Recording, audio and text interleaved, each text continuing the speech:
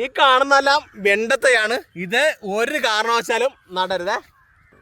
ഈ മൾച്ചിങ് ഷീറ്റിനൊരു പ്രത്യേകതയുണ്ട്. ഒരു കൃഷിക്ക് ഉപയോഗിച്ചാണ്. ഇതിപ്പോൾ രണ്ടാം കൃഷിയാണ്. 3-4 മാസമായപ്പോഴേക്കും വെണ്ട കൃഷി ഫുള്ള് അവസാനിപ്പിച്ചിരിക്കുകയാണ്. ഇത് കണ്ട, ഇവിടെ ഫുള്ള് കട്ടർ ഉപയോഗിച്ച് വെട്ടി മാറ്റിക്കൊണ്ടിരിക്കുകയാണ്.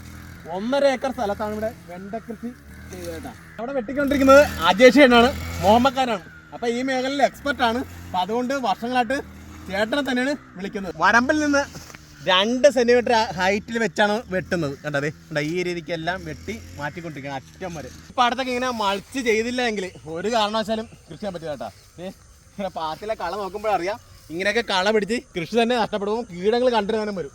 അപ്പോൾ അവിടെയാണ് ഈ മൾച്ചിൻ്റെയൊക്കെ ഗുണം വരുന്നത്. അപ്പോൾ ഇത് കംപ്ലീറ്റ് വെട്ടിയതിന് ശേഷം പെറുക്കി മാറ്റിയതിന് ശേഷം ഇനി ഇങ്ങനെ ഷീറ്റ് പതിയെ പൊക്കണ്ട. ഹോളിലൊക്കെ ചെറിയ കളകളൊക്കെ ഉണ്ടാവും. അതിങ്ങനെ പതിയെ പിഴുത് മാറ്റിയേക്കണം. ഷീറ്റ് കീറരുത്. 2-3 കൃഷിക്കെങ്കിലും ഈ ഷീറ്റ് ഉപയോഗിക്കാനായിട്ട് പറ്റണം. വേണ്ടത്. അപ്പോൾ അതിന് ശേഷം ഇങ്ങനെ പതിയെ പൊക്കി ഉണ്ടത് ഇങ്ങനെ പൊക്കി വെണ്ടയുടെ കുറ്റി കണ്ട. വെണ്ടയുടെ കുറ്റി ഇഞ്ഞ് വേണം വെണ്ടയുടെ കുറ്റി പറിച്ച് മാറ്റാൻ. ഇത് കണ്ട ഒന്നും തന്നെ കളണമെന്നില്ല കേട്ടോ. ഇതൊക്കെ നമുക്ക് കമ്പോസ്റ്റ് ആക്കാം. അല്ലെങ്കിൽ ഇത് ഇങ്ങനെ തന്നെ പൊതയിട്ട് തെങ്ങിൻ ചുള്ളിലൊക്കെ ഇട്ട് കൊടുക്കാവുന്നതാണ്. അപ്പോൾ തുടക്ക സമയത്ത് വലിയൊരു പ്രതിസന്ധി നേരിട്ടുണ്ടായിരുന്നു. മൊത്തം മുങ്ങിപ്പോയ പാടാണ്. അപ്പോൾ അതിനുശേഷം 2 ആഴ്ച കഴിഞ്ഞ് കംപ്ലീറ്റ് വെച്ച് പിടിപ്പിച്ച് ഇപ്പോൾ തോട്ടത്തിലെ കംപ്ലീറ്റ് വിളവ് എടുത്തതിന് ശേഷമാണ് നമ്മൾ ഈ പാടം ഇപ്പം ഒഴിഞ്ഞ് അടുത്ത കൃഷിയിലേക്ക് നമ്മൾ കിടക്കുന്നത്. അപ്പോൾ അതിനുശേഷം വരമ്പെല്ലാം ഉടച്ച് കിളച്ച് രണ്ടാമത് ജൈവവളങ്ങൾ ചേർത്ത് കൊടുത്ത് വരമ്പെടുത്തതിന് ശേഷം ഫുള്ള് സെറ്റ് ചെയ്തിരിക്കുകയാണ്. ആ പഴയ ഷീറ്റ് തന്നെയാണ് ഉപയോഗിച്ചിരിക്കേണ്ടത്. അതേ നോക്കിയാൽ കഴിഞ്ഞ സീസണിലെ കൃഷി ആയപ്പോൾ നല്ല വെള്ളം കയറിയ സമയത്ത് തെക്ക് വടക്കായിരുന്നു വരമ്പ്. ഇപ്പം ആ വരമ്പെല്ലാം റൊട്ടേറ്റ് ചെയ്ത് വളങ്ങളെല്ലാം അടിച്ച് കംപ്ലീറ്റ് ലെവൽ ചെയ്ത് അല്ലാതെ ഇപ്പം കിഴക്ക് പടിഞ്ഞാറ് ഫുള്ള് വരമ്പ് എത്തിയിരിക്കണം കേട്ടോ. സാധാരണ റൊട്ടേഷൻ കൃഷിയാണ് വരുന്നത്. പച്ചക്കറി വ്യത്യാസം ഉണ്ടാവും. പക്ഷേ ഇവിടെ നമ്മൾ വെണ്ട തന്നെ നടാൻ തീരുമാനിച്ചിട്ടുണ്ടെങ്കിൽ ഫുള്ള് ഏരിയയിലും കേട്ടോ.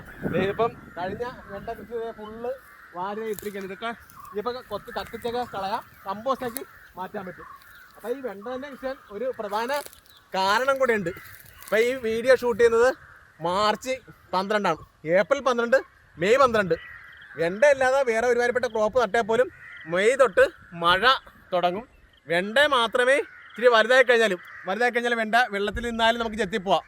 ആ സമയത്ത് പച്ചക്കറിക്ക് ഡിമാൻഡുള്ള സമയമാണ്. ബാക്കി എല്ലായിടത്തും കൃഷിയൊക്കെ ഒതുങ്ങുന്ന സമയമാണ്. അപ്പോൾ നമുക്ക് വെണ്ട കസ്റ്റഡി പിന്നെയും വരും. അപ്പോൾ അതുകൊണ്ടാണ് വെണ്ട തന്നെ സെലക്ട് ചെയ്ത് വെള്ളത്തിൽ ചെത്താവുന്ന സംവിധാനം ഉള്ളതുകൊണ്ടാണ് കേട്ടോ. അപ്പോൾ ഇവിടെ ഫുള്ള് ഏരിയ വെണ്ട. ഇടവിലട്ടുന്ന ഇപ്പോൾ ചീര നടണം. അതൊക്കെ ഒരേ സൈഡ് വളക്ക വെള്ളരി നട്ടിട്ടുണ്ട്. ഇവിടെ ഇഷ്ടംമാതിരി വെണ്ടത്തെ കിളുത്ത് ഇപ്പുണ്ട്. പക്ഷെ നമ്മൾ ഹൈബ്രിഡിന് പ്രാധാന്യം കൊടുത്താണ് ചെയ്യുന്നത്. അപ്പോൾ ഇങ്ങനെ പഴയ കൃഷിയുടെ വെണ്ട വിത്തൊക്കെ വീണ് കിളുക്കുമ്പോൾ നമ്മളൊന്നും ഉപയോഗിക്കാറില്ല. അപ്പോൾ ഇതൊക്കെ പറിച്ച് കളയുകയും ചെയ്യും കേട്ടോ. അപ്പോൾ ഇത് നിൽക്കുകയാണെങ്കിൽ പെട്ടെന്ന് തന്നെ ഓം വരും, ആ പുതിയ ചെടിയിലേക്ക് പിടിക്കുകയും ചെയ്യും. അപ്പോൾ അത് പ്രത്യേകം ശ്രദ്ധിക്കണം. വിത്ത് എപ്പോഴും നല്ല ഗുണമേന്മയുള്ളതായിരിക്കണം, നാടനായാലും ഹൈബ്രിഡ് ആയാലും.